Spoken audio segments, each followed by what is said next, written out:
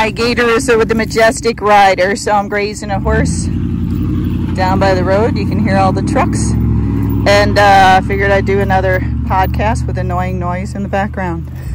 Because the microphone doesn't work when I'm on the move. Anyhow, what I want to talk to you about today is stepping up your game. I said that to one of the girls on a trail ride and all the other girls were laughing. So what do I mean by step up your game?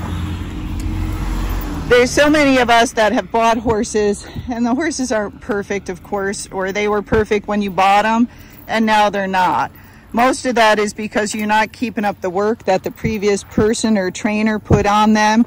You're not desensitizing them, you're not exercising them enough, and you're giving them too much food and too much time off. So the horses begin to misbehave. And then if they're on the spookier side, the horses get spookier and spookier. So what do I mean by step up your game? I mean, you got to do something. You can't just sit there. You can't, if your car had a flat tire, you can't just go out every day and stare at the flat tire and think that somebody's going to come and fill it up, or it's going to fill up by itself. You know that doesn't work. Well, it's the same with horses. When you got something going wrong, you want to start acting immediately and not wait until it gets worse and worse or the horse gets more scared. You want to get help now. If you don't know what to do, you contact trainers. You don't wait a year to contact the trainer when the horse is about to kill you and then it tries to kill the trainer. No, you start contacting a trainer now. Like, what is wrong? What am I doing? Come evaluate my situation. See where I'm keeping the horse. See how much I'm feeding it. See how much work you're giving it. And that will help you to figure all those things out. But you also have to be a rider. As I'm always saying, don't be a passenger. You cannot just sit there. They do not steer themselves, and they do not calm themselves down, okay? Now, horses with experience, sure, they might know what to do. Older horses that don't care, good temperament, very calm horses, those horses might do very well. But most horses know they're prey animals and that they can be eaten. So when they get scared, their instinct tells them to go. And if you don't do something when their instinct is telling them to go, then the next thing they do is go. They'll either go with you or they'll go without you, depending on how fast they need to go. They know they can get you off at any time by bucking or swerving. And if you're off of them, they can go faster. So if they're very scared, you need to do something right away, even if that's just unhooking your vest and jumping off your horse so you're on the ground where it's safer until you figure out what to do. You don't have to be on the horse. You can always be off of the horse to help them. But you have to be an active rider. So the one girl I was saying this to, it was because we were going by bikes and they were scared and they were doing a decent job. But we had been riding that weekend and it was time to step up their game. It was time to not rely on the other horses, get that horse to rely on her and tell it what to do and tell the horse it was going to be okay. So what I recommended was, instead of just holding, half halting on the horse, then sliding the bit, get that horse's head down and get it into a calm frame.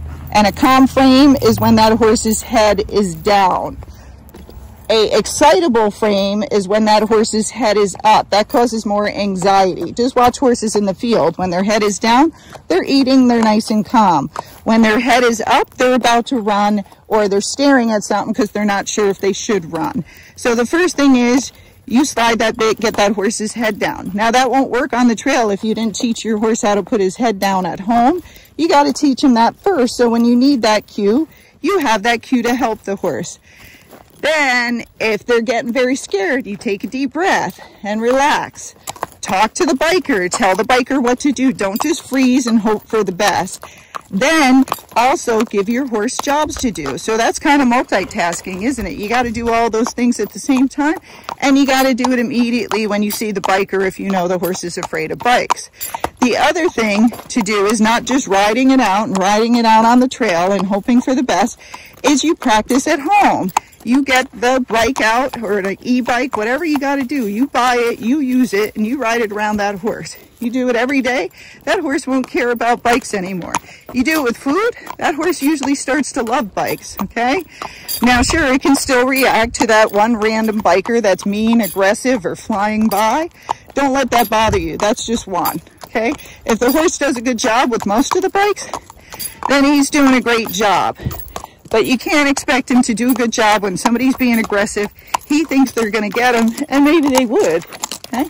So you want to make sure that if things are not getting better, step up your game. Put more time in. Get a trainer. Get someone to help you and show you what to do. And work on it. You have to make the time and work on it. You wanted this horse. You wanted the dream. Remember, Black Beauty was not one horse. I think it took over 5 or 6 horses to play that one part. Okay? And they had, you know, to keep redoing the scenes until they did it right. It is not magic. It is time, effort, patience, timing, feeling. All those things go into training a horse.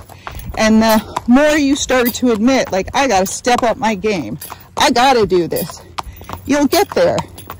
Even 2 minutes of riding your bike by the horse every day will make a difference. It doesn't have to be 10 minutes.